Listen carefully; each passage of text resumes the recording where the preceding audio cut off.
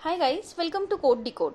So, as per the request, our team is giving interviews at some MNCs like Infosys, Cognizant, Wipro, etc. And we have collected few questions for the first round of interview. Now, since we cannot put the actual recording of those interviews due to copyright issue, we are simulating the same for you. So, let's get started. Okay. So, can you tell me the difference between array list and linked list?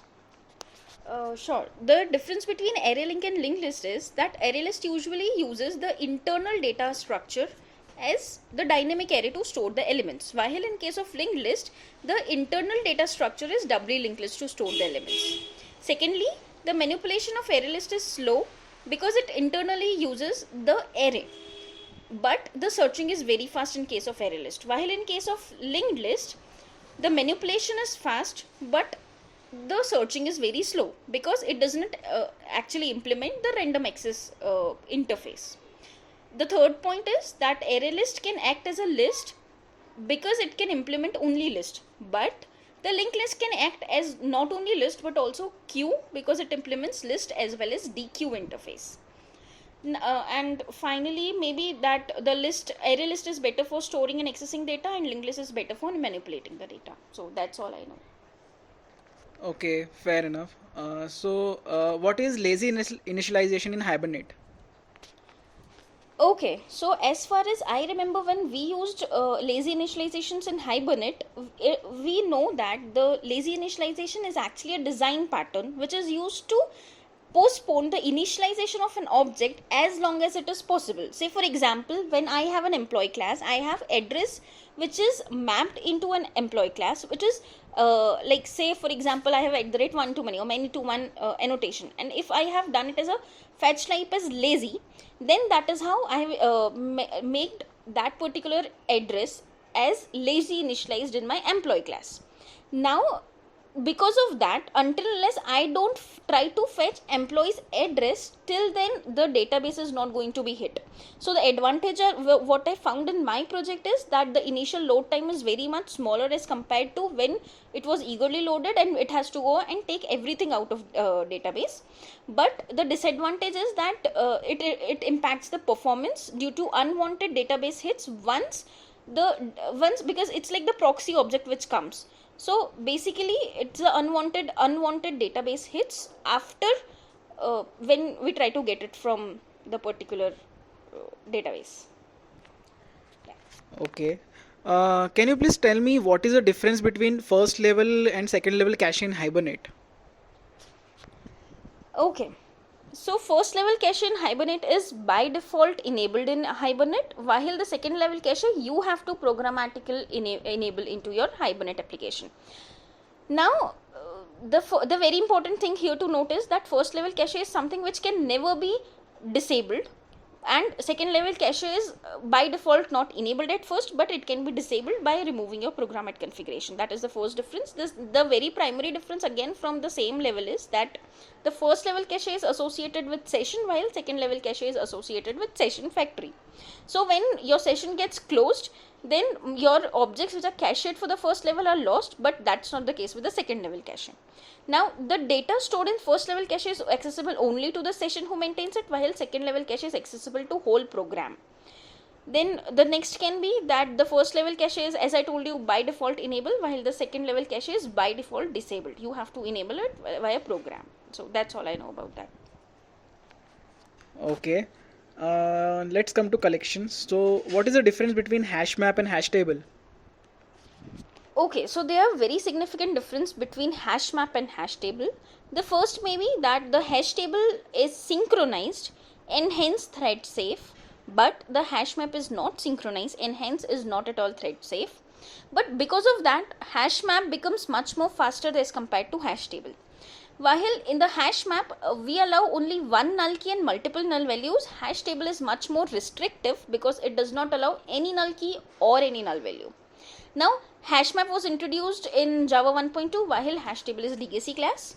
Then, as I've already told you that if you want to make a hash map as synchronized, you always have collections.synchronize map a method, but hash table is by default synchronized, so you don't need anything to that.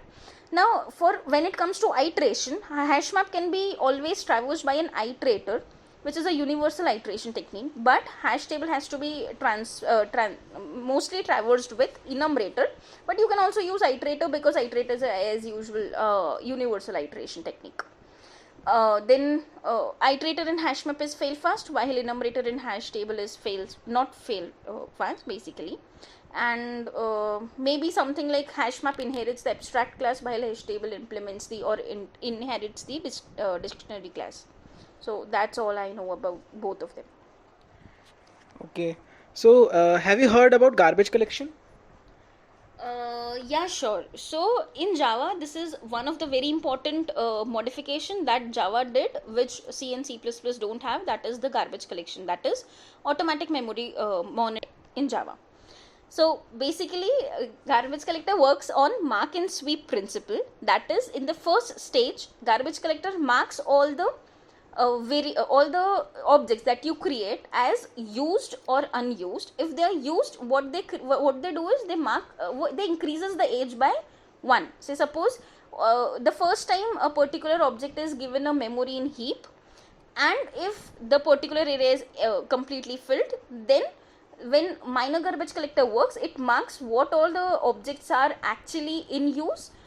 They mark it as 1, and others which are not in use, they mark it as they are ready to be garbage collected. In second cycle, garbage collection then sweep it up and make those objects to the hidden space. So I'll tell you something about how the basic heap is actually divided. So before we go to garbage collector, so heap is divided into 3 generations: the young generation, the old generation, and the perm generation. Now young generation is divided into hidden space, survivor 0 and survivor 1 space.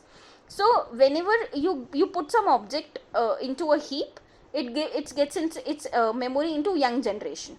Then once the young generation hidden space is full, then a minor garbage collection is called, and basic mark and sweep, as I've told you, occurs, and all the objects which are unused are actually garbage collected and removed from the heap. What are used are actually moved to survivor 0 space. Now your hidden space is empty. Again you can put your objects into hidden space, and when the hidden space again gets full, the garbage collection again works on it, and not only that but also in survivor space 0. And now the lively objects comes into survivor 1 from survivor 0 in hidden space. So now your objects in survivor 1 will be marked as 1 and 2. 1 from those objects which are coming from hidden space, and 2 which are coming from survivor 0 space. Secondly, when a particular object is actually getting aged up, like for example, they have a threshold of age 8, they are moved to old generation, and your basic classes are actually given a memory area in perm generation. When perm generation is full, major garbage collection comes into picture. So that's all I know about the garbage collector. Do you want anything else to be known about it? No, I think that's enough. Okay, so what is serialization, and why do we need it actually?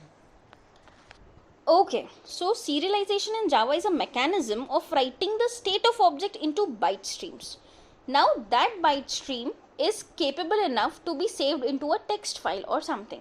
So that makes it platform independent. So this mechanism to persist an object's state into a file is known as serialization, and that byte stream created is platform independent. So where we can need it, where we want to put our like when we want to take our object from some place to another over the network, there serialization comes into picture, because we can make them into byte stream. We can pass them over the network at the because we know that stream created is platform independent. So when you deserialize it, object will be created from that particular byte stream.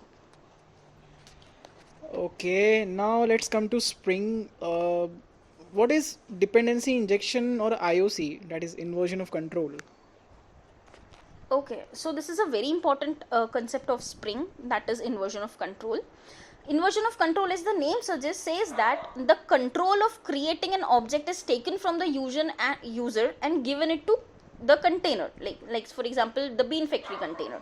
That is a Spring container. So basically the control of creating an object with the new keyword is taken out from the user and given it to the Spring container. That's all about the inversion of control in Spring. And similarly, because of inversion of control, you have even a concept of dependency injection in Spring, where you actually inject your bean into your required POJO or a class using @auto wiring, or you can even do the dependency injection using the auto wiring in all the three types of ways, like Java based annotations, like an XML based, and annotation based. So that's all I know about the dependency injection in IOC. Okay. Can you tell me what is weak hash map? Okay. So weak hash map is a hash map where all the, like, for example, let me tell you something about how hash map actually works first. So in hash map, the key and value pairs are there. Now if key is some object that, like, suppose employee is what I'm giving as the key in a hash map. Now if that particular employee object, suppose e1 comma 1, I have put into my map, so e1 comma 1 is my entry object values into the map. Now if I do e1 equals to null, that means that in the hash map h, if I put e1 equals to null, my e1 should be able to be garbage collected, because now e1 is not referred by the memory created by e1 is not actually referred by any of the reference variable. But that is not the case in hash map, because it is still in the container bucket of hash map.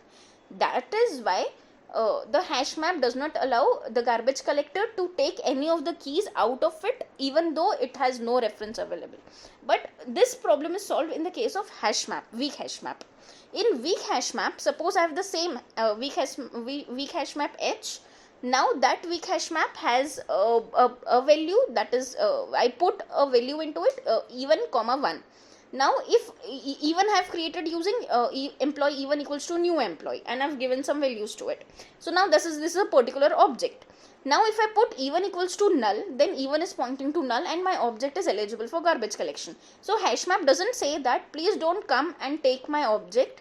It says, okay, now since you are pointing to null, you are able to be garbage collected, you can be garbage collected. It doesn't impose any restriction that you are in my bucket, so you cannot be garbage collected, which is in the case of hash map. So that's all I know about the weak hash map. Okay. So can you tell me what are functional interfaces?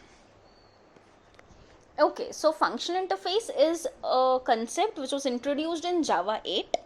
So before Java 8, there was no restrictions on how many numbers of abstract methods were there. Even before Java 8, interfaces cannot contain any of the default and static methods.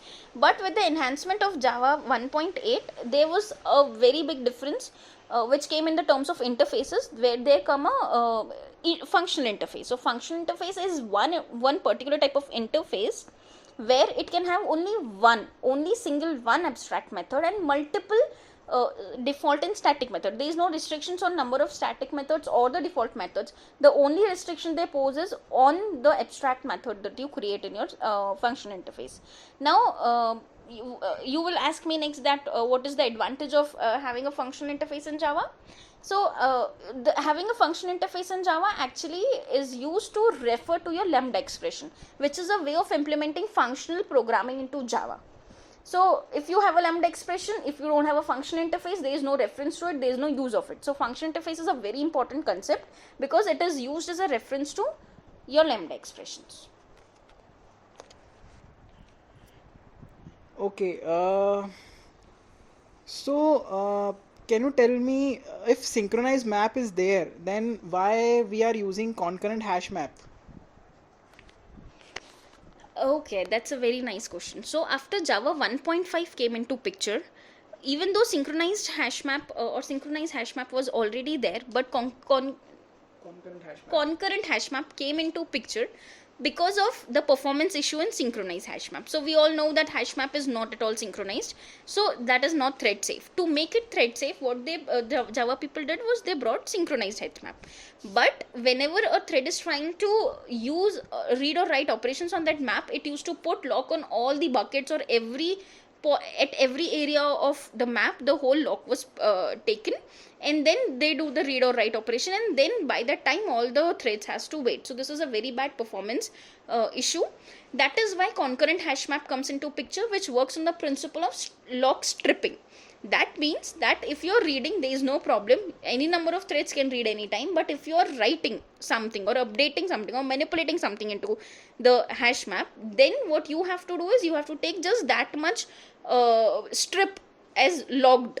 Like for example, I can give you an example of, like, suppose if a particular thread is putting some write or updation method on a particular bucket, then only lock is put on that particular bucket. Rest all the buckets are open for reading, only that is locked. You cannot read until unless that lock is completely open or the updation is completely done. So that's the lock stripping, and that is why it increases the performance to a very high extent in case of concurrent hash map. Okay. So I'm good with the first round. Thank you. Thank you.